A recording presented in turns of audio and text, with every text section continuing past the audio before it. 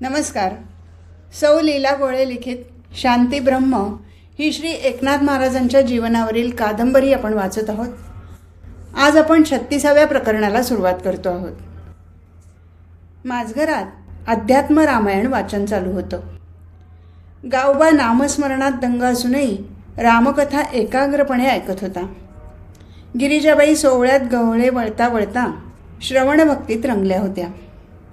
त्या म्हणाल्या, एवढी लोकांची इच्छा आहे, हरीचा आग्रह आहे, तर आता आपण प्रवचनास आरंभ करावा की. नाथ म्हणाले, मग हे हल्ली काय चालले आहे? मी प्रवचनास कधी खाडा केला आहे का? ईश्वर, तसं नाही माझं म्हणणं. थोडं थांबून त्या म्हणाल्या, आपणास माझं म्हणणं कळलं आहे. मी कशाला बोलून दाखवायला हवं? नाथ हसून म्हणाले, हां, म्हणजे हरीच्या म्हणण्याला तुमची साथ आहे हे सांगायचं आहे का? अगं, माझ्या मनालाही ते सारं पट्ट आहे, पण सभा मंडपातल्या प्रवचनांना केव्हा प्रारंभ करावा ह्याचाच विचार करतो आहे. तेवढ्यात बाहेर कोणीतरी आल्याची वर्दी प्रल्हादाने आणली. नाहीतरी वाचन संपलेलेच होते, म्हणून एकनाथ पोथी मिटून बाहेर आले. कोणीतरी कृष्णदास मुदगल नावाचे गृहस्थ आले होते. त्यांनी एकनाथांना साष्टांग दंडवत घातला व म्हणाले, महाराज, मी रामायण लिहितो आहे. आपण ते वाचून पहावे अशी इच्छा आहे. वा, मला रामायण वाचनात आनंदच वाटेल. ते पूर्ण झालं आहे का? आणलं आहे का आपण? नाथ म्हणाले, हो, झालेली काही कांडे आहेत. अद्याप लिहून पूर्ण व्हायचे आहे. अरे, मग ते रामायण संपूर्ण झाल्यावरच घेऊन या. तो इसम घाईने म्हणाला, महाराज, ते रामायण माझ्या हातून लिहून पुरे होणार नाही. तशी नियतीची इच्छा नसावी असे वाटते. ज्योतिषाने भविष्य सांगितले आहे की माझा मरणकाळ अगदी जवळ येऊन ठेपला आहे. ज्योतिषाचं सांगण्यावरून आपण एवढे हातबल झालात आणि अंगीकारलेले कार्य थांबवलेत? आश्चर्य आहे. नाही महाराज, कार्य थांबू नये ही तळमळ आहे, म्हणून आपणाकडे आलो आहे. हे कार्य आपण सिद्धीस न्यावे अशी तीव्र इच्छा आहे.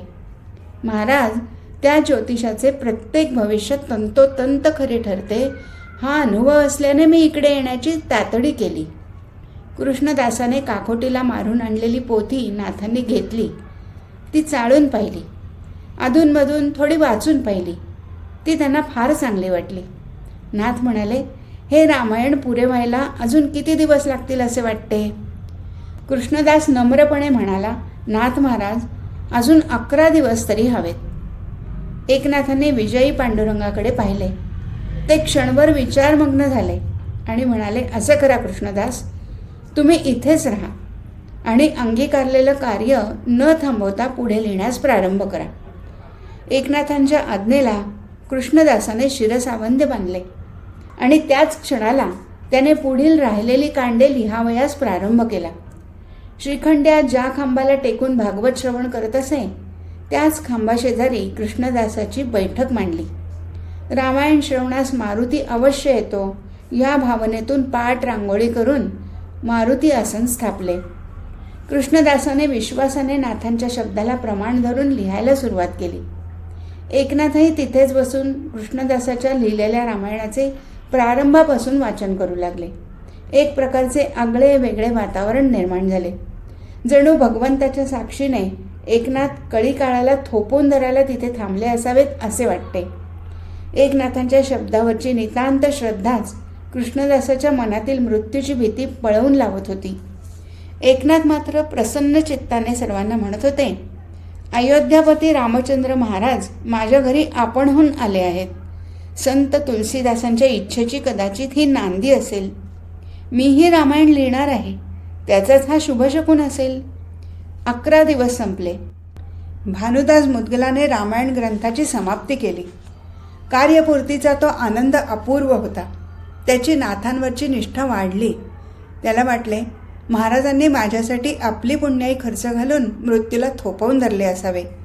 आता माझी कोणत्याही क्षणाला ईश्वरचरणी लीन व्हायची तयारी आहे असे म्हणून कृष्णदासाने पोथीवर मस्तक ठेवले, पण ते पुन्हा वर उचलले नाही. कृष्णदासाने खऱ्या अर्थी राम म्हटला व रामतत्वात तो विलीन झाला. ज्योतिषाचे भविष्य खरे ठरले. अर्थात प्रत्येकाला मृत्यू अटळ असतो व त्याचे भयही असते. त्याप्रमाणे कृष्णदासाने आपले भविष्य ऐकले व तो गर्भगळीत झाला. पण एकनाथांच्या सांगण्यातल्या संजीवनीने जणू त्याचे मृत्यूचे भय नाहीसे केले व हाती घेतलेले लेखनकार्य संपूर्ण झाले. त्याला स्वतःला कृतकृत्यता वाटली. या प्रसंगाने एकनाथांचे चिंतनशील मत जास्तच अंतर्मुख झाले. रामायण लिहायचे म्हणून संकल्प केलेले मन त्यांना डिवचू लागले. माणूस हा काळाच्या स्वाधीन आहे, तेव्हा त्याचा घाला केव्हा कुणावर पडेल हे सांगता येत नाही. तरी मनीचा संकल्प आणि कार्याचा प्रारंभ यात अंतर पडता कामा नये, नाहीतर सिद्धी दृष्टीपथात कधीच येणार नाही. अंतर्मनातून स्फुरण सारख्या ढुशा देत असल्याची जाणीव त्यांना होत होती. श्री ज्ञानेश्वरी ग्रंथाच्या शुद्धीकरण कार्याची सुरुवात जशी स्वप्नदृष्टांताने झाली तशीच जवळजवळ रामायण लिहिण्यासाठी झाली. जणू प्रभू रामचंद्रानेच त्यांचा पिच्छा पुरवला होता. ते म्हणू लागले, आता माझ्या हातून हे कार्य सुरू होणार आहे.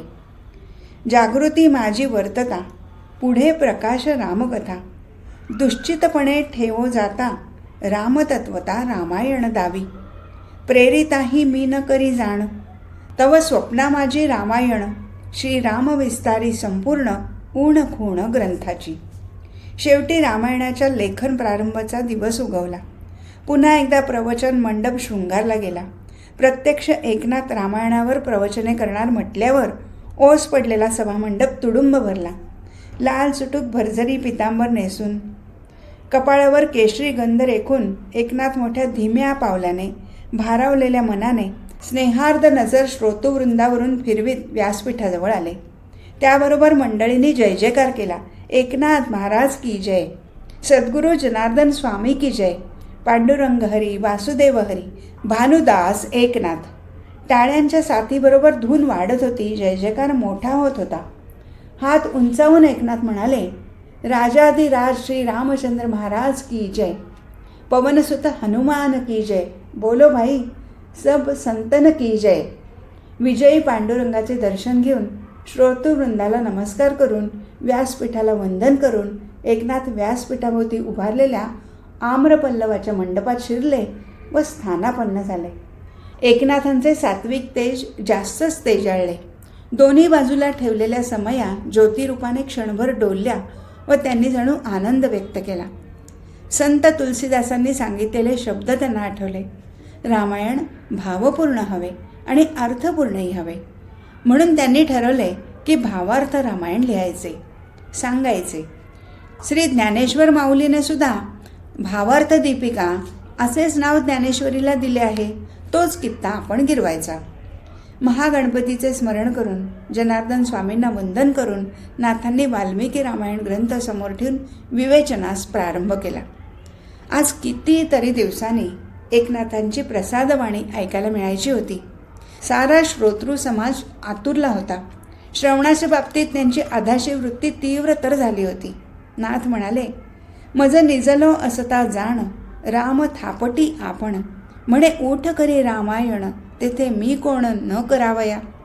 प्रत्यक्ष प्रभू श्री रामचंद्रच माझ्या हातून हे कार्य करून घेत आहेत. मी तर केवळ त्यांचा दास आहे. त्यांची आज्ञा पालन करणे हेच माझे कर्तव्य. याच भावनेतून मी ही पवित्र रामकथा आपणास निवेदन करणार आहे. या लागी कथा दूषण भूषण, माझे अंगी न लागे जाण, करता श्रीराम आपण, माझे मी पण तोच आला. एकनाथांचा हा नम्रभाव पाहून सारा समाज आनंदाने गहिवरला. एकनाथ सांगू लागले, अजन्मा श्रीरामाने मानव देहात जन्म घेतला व तो पुरुषोत्तम झाला. याकडे शास्त्रदृष्टीने पाहिले तरी परमार्थ भरलेला दिसतो.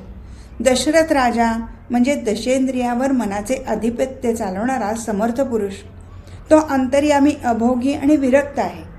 त्याच्या 3 राण्या, कौसल्या म्हणजे सद्विद्या, सुमित्रा म्हणजे शुद्ध मेधा, कैकई म्हणजे अविद्या आणि मंथरा म्हणजे कुविद्या. आपल्या देहमंदिरात या साऱ्या भावभावनांचा खेळ चालू असतो. पण तिथे जर राम असेल तर साऱ्या गोष्टी काबूत राहतात, त्याचा अतिरेक होत नाही. एकनाथांच्या मुखातून असे नित्य नवे प्रबोधन अवतरत असे. लोक अत्यंत भाविकतेने व तल्लीनतेने ऐकत राहत. ओव्यांच्या काव्य उद्यानात रामचरित्र आणि ब्रह्मज्ञान जणू गळ्यात गळा घालून वावरताना भासे.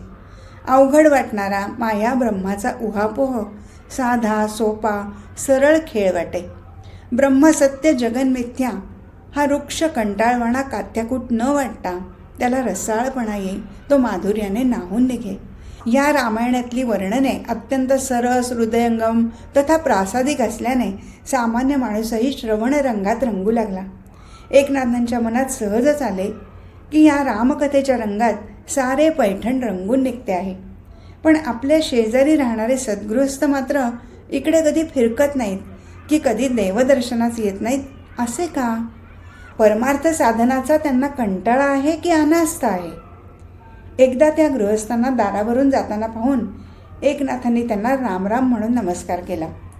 नमस्कार स्वीकारून ते थांबले. नाथांनी त्यांना आत बोलवले, त्यांचे क्षेमकुशल विचारले व काय उद्योगधंदा करता अशी पृच्छा केली. तो म्हणाला, आम्ही हातावर पोट असलेली माणसं, उद्योग उदीम केल्याशिवाय कसे भागणार? मी इथल्या व्यापाऱ्याकडे कामास जातो. ठीक आहे, ते करायलाच हवे, पण आपला नित्यनेम काय? नित्याचरण कोणते?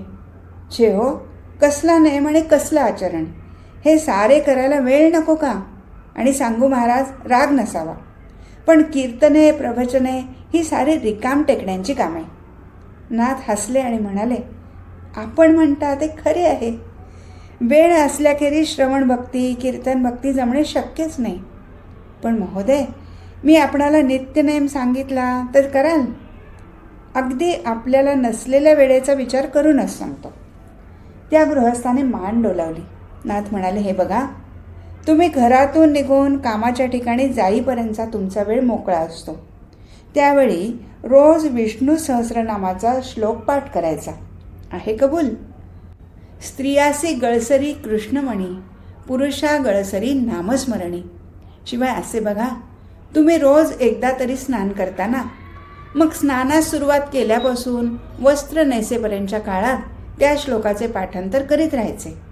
आणि झोपण्यासाठी बिछाण्यावर आडवे झालात तेथपासून झोप लागेपर्यंत तो श्लोक मनात ओठात घोळवत राहायचा. पहा प्रयत्न करून. तो गृहस्थ म्हणाला, आपण सांगता म्हणून मी करून पाहीन, पण मला काही ते शक्य वाटत नाही.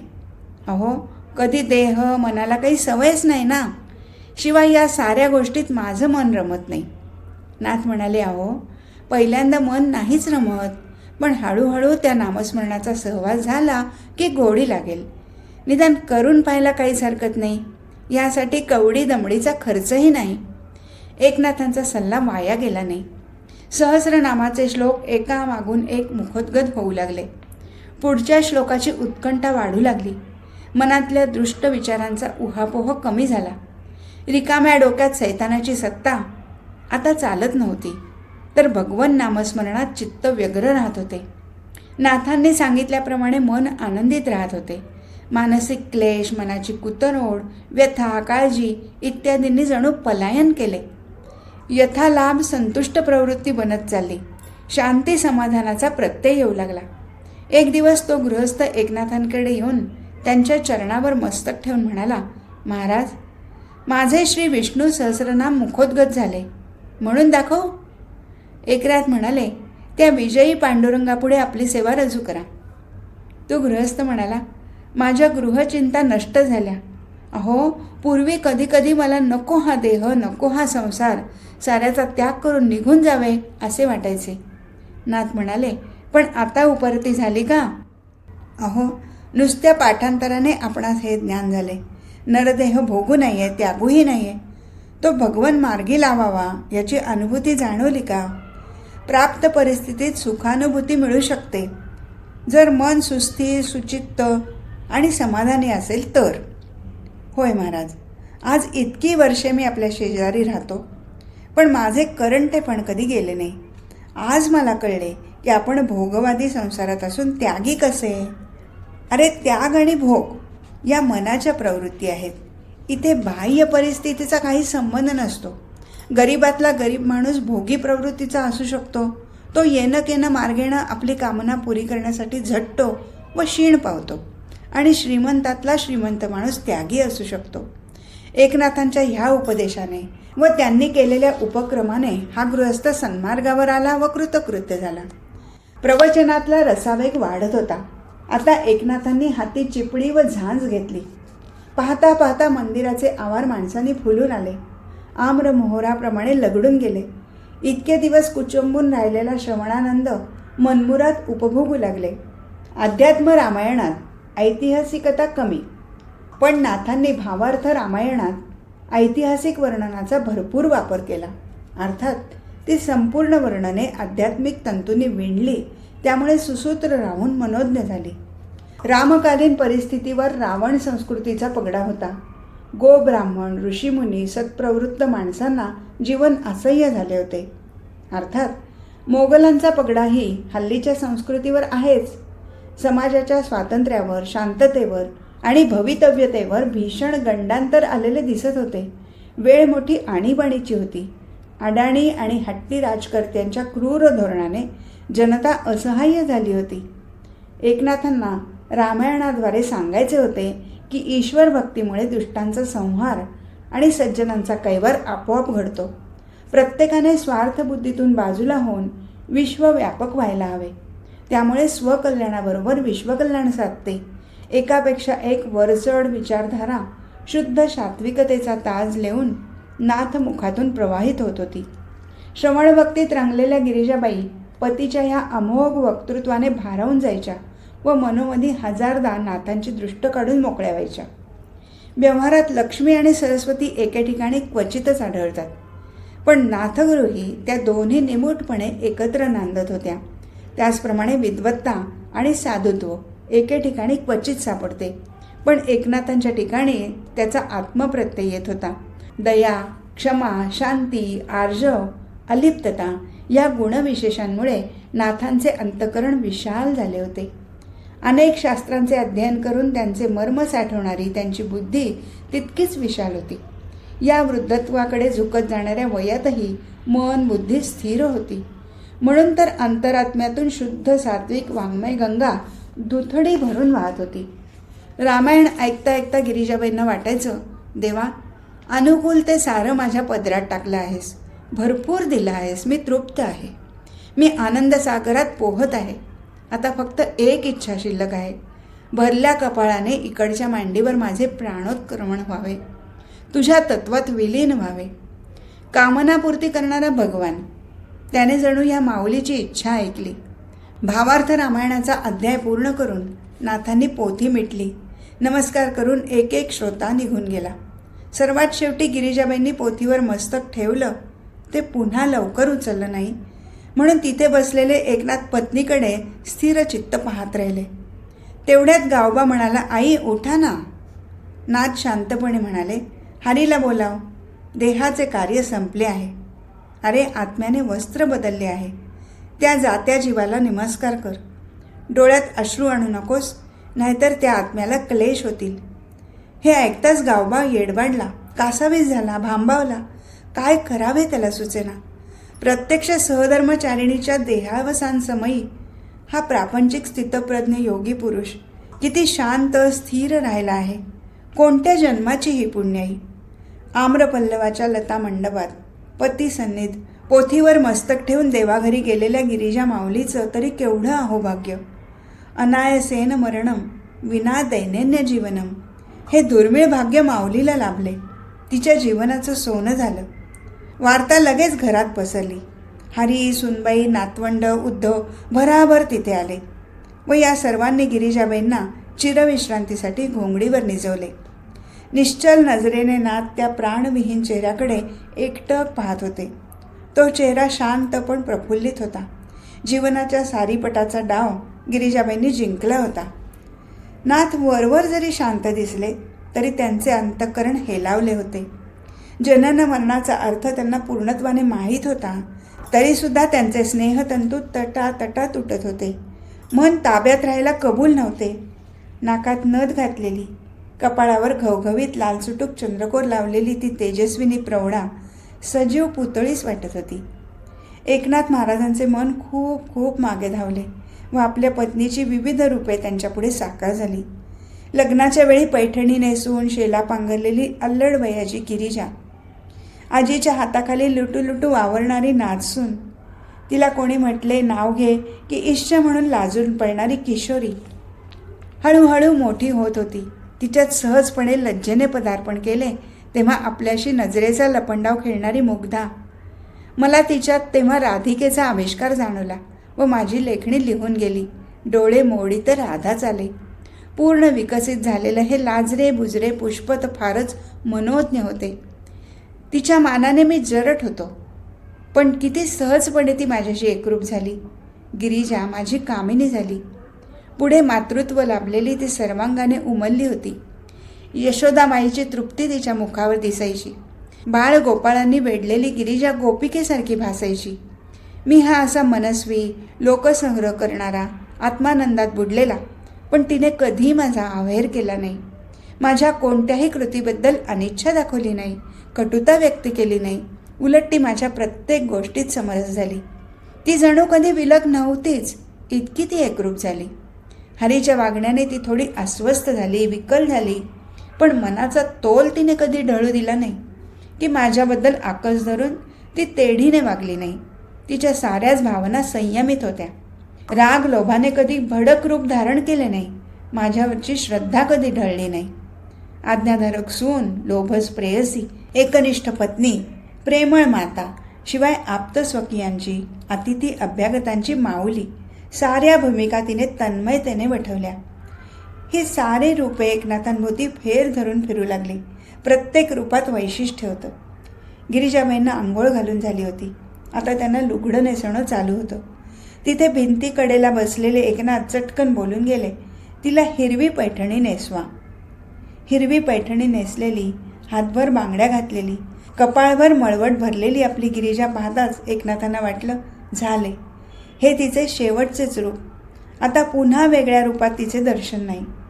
जातस्यही ध्रुव मृत्यू या सृष्टिक्रमाप्रमाणेच सारे झाले आहे.